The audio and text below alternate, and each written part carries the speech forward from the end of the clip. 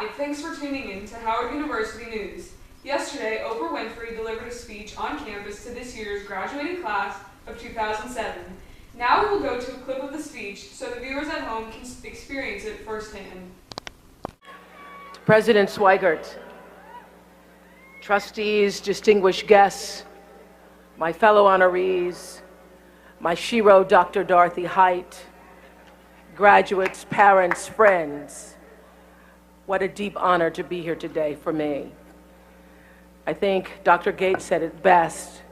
You can receive a lot of awards in your life, but there is nothing better.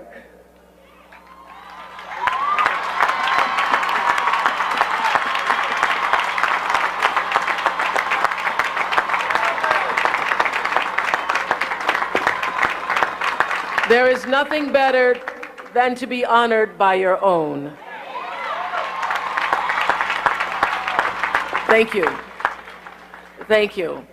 I'll be calling myself Dr. Winfrey on Monday morning on the Oprah show. If any of you had the chance to be there, it really was a beautifully crafted speech. We will now go to our literary experts, Whitney Haley and Logan Crowbar, who will discuss the makeup of the speech.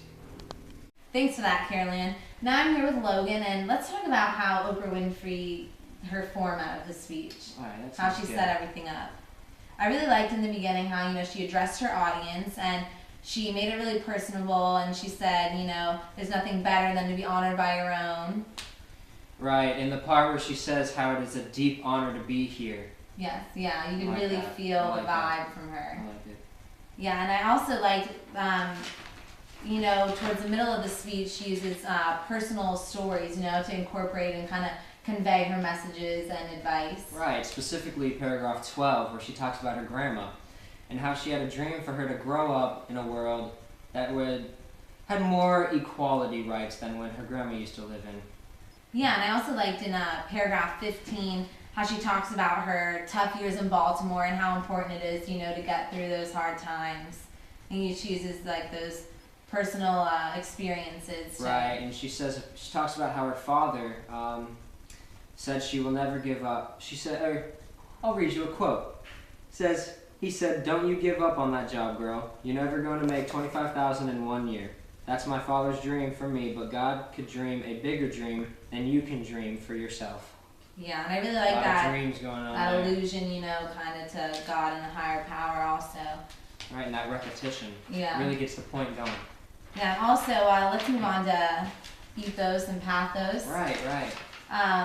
She used a lot of ethos in the beginning, that opening paragraph. Makes her more credible to the audience that she's speaking exactly. How she knows exactly who she's thanking and how she addresses everybody, even the graduates who are a specific audience here. Right, and she also mentions her Oprah show, so obviously if you have your own show, you're going to be pretty credible. Obviously. Let's talk about the pathos in this speech that she gives. Where did you pick out the most pathos? In paragraph 12, again, how we said she talks about her grandma. And paragraph 15, when she mentions her dad, you can really just feel what she had to go through and brings out that emotion. Right, and even in paragraph 16, quote, "They told me I was too engaged, that I was too emotional. I was too much for the news, and so they put me on a task show one day just to run on my contract." So one can see also in paragraph 17 where she says, "All the men in the room said to me, 'You need to change your name because nobody's going to remember your name. You need to change your name.'" And that just kind of makes you think, because obviously everybody knows who Oprah is, but... Right, it's just such a well-known name, and it's kind of ironic how... They thought no one would remember Oprah. And everybody knows Oprah. Everybody knows Oprah. Okay, well, we're going to take a quick commercial break, and we'll get back to you.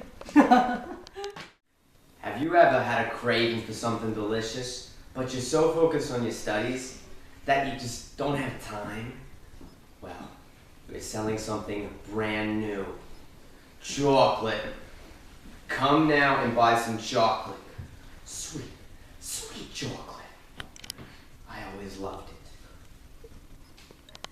Hey, Okay, and we're back. Now we're going to go into some specifics on Oprah's speech that she gave yesterday to Howard University. And we're going to go in depth with some literary devices. Syntax, all that. We're going to start with some colloquial expressions and stuff like, I am feeling you today, and Howard is the bomb. Which everybody knows it is. So like, she uses loaded language there to appeal to her audience and make them sound like, we're the bomb, you know? She also says, I am feeling you today, again. She says it twice. Not just once. Twice. Another form of repetition there, too. Repetition. And also, throughout the speech, she has a heavy use of pronouns such as you and I, making it again once more personal. Very, very personal. And in paragraph 16, that was a good paragraph. Yeah, great paragraph. Great paragraph. She has the verb change and says, don't worry about how successful you will be, focus on how significant you can be. So that emphasizes the motivation that you can do it. She's telling them they can do it, not just they might be able to. Right, exactly. Can is a lot stronger than will. You know? Yeah, you know? exactly. Also in paragraph 1, she has some clustering. A lot of repetition. Right, and just to inform everybody who she's thanking and how grateful she is to be here at our beautiful university giving that speech. Howard's a beautiful university. I like in paragraph 4 the antithesis brought out there, where she says, let's see, what does she say? There's nobody more nurtured and prepared to lead us. You know, you want to explain to them how that is antithesis? Yeah, obviously. Saying there's nobody more nurtured and prepared to lead. I'm sorry for the problems. We're experiencing some technical difficulties. I think there may be an earthquake. We're experiencing an earthquake in the studio as we speak. So you're just going to have a...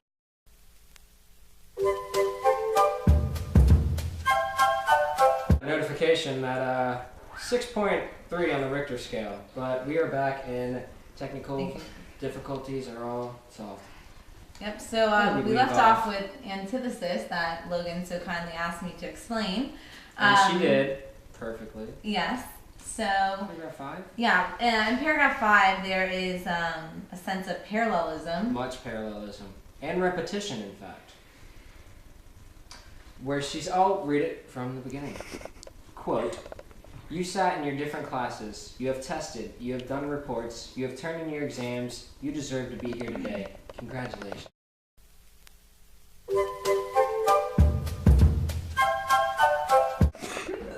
Sorry, there was I think there was a tsunami downtown. We're getting some signals.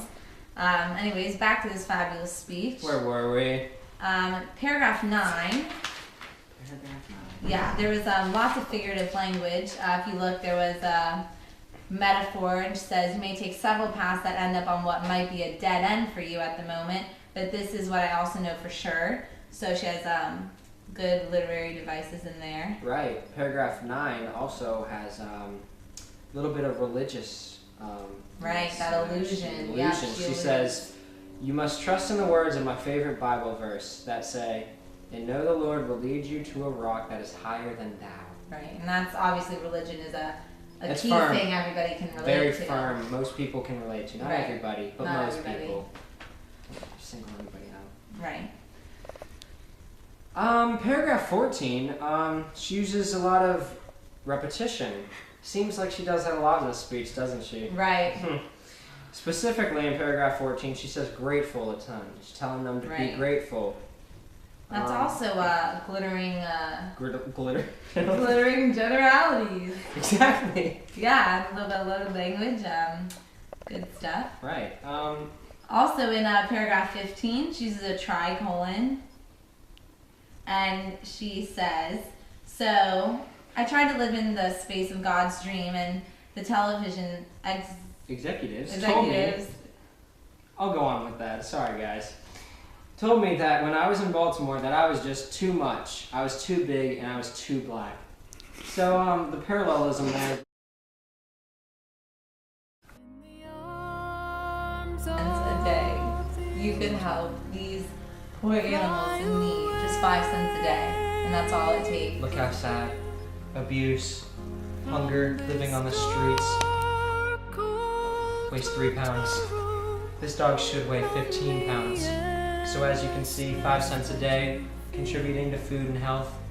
Save this dog. Just call 1-800 Save our dogs. Our dogs. Now after that beautiful message from our sponsors, which is a great organization by the way, we're going to wrap up this Oprah Winfrey speech with talking about the last sentence that she ends the speech on, that great shebang. Prime. Let's read it. Okay, well, her last sentence after incorporating a little bit of personal and a little bit of general advice, she leaves the audience off with saying, "My integrity is not for sale and neither is yours." What do you think she's meaning by that point? You know, I like the way that she starts personal and says my, and then she changes it to yours. She's making a connection between the two. Exactly, yes. Definitely some juxtaposition in there. Yeah. And Can you spell that for us? Juxtaposition. You know, I was a champion spelling bee winner at my elementary school. That is something to be proud of. Yes. So thank you all for listening, and we're gonna cut back with Carol Ann. Carol Ann, back to you. Back to you. Thanks, Logan and Whitney, for that deep analysis of the speech. We've actually sent Megan out on the street to interview a Howard student themselves to see their opinion of the speech. Megan, to you. Carolyn. Now I'm here with a student from Howard University. What did you think about Oprah's speech? I thought Oprah's speech was fantastic. Being a graduate of Howard University, I felt, it was very motivational, and it really motivated me to, do well. Awesome. Now, what was your favorite part of Oprah's speech? My favorite part of it, probably how it was just so personalized, and I felt like, I could connect with Oprah through, her personal experiences and my personal experiences. That's great. Back to you in the studio, Carolyn. Thanks, Megan. I hope you all enjoyed our special on Oprah's speech, and thanks for tuning into Howard University News. We'll see you next time. Thanks for that, Carol Ann. Now I'm here with Logan. Let's start off by talking about the format of Oprah Winfrey. Are you guys filming? Yeah. That was it. I didn't really think we were going. Okay, alright. Quote, "I want you to grow up and get yourself..." Stop. Started too early, but... I'm sorry for the problems. We're experiencing some technical difficulties. I think there may be an earthquake. We're experiencing an earthquake in the studio as we speak. So you're just gonna have to Today, Junior. Yeah, you're like... Now, after that beautiful message from our sponsors, we're gonna wrap this speech up. Hold on. I'm getting a call. I have to go. We're gonna bring in Megan to finish up this with you, Whitney. Wait, we have to talk about Logan, the last sentence. Yeah, Megan. I thought Megan was helping with the last No, sentence. Megan's doing the speech. Alright. That was good though. Not mean to this. You find a way to get me out. I'm trying. I was on the phone with the Udonian embassy for an hour. I tried to get you drafted, and I even put a call in to Oprah. What can Oprah do? Oprah can do anything! But you didn't call back. Who let the dogs out? Who let the dogs out? Who let the dogs out? Who let the dogs out? Well, the party was nice, the party was pumping. Hey, yeah. And everybody having a ball.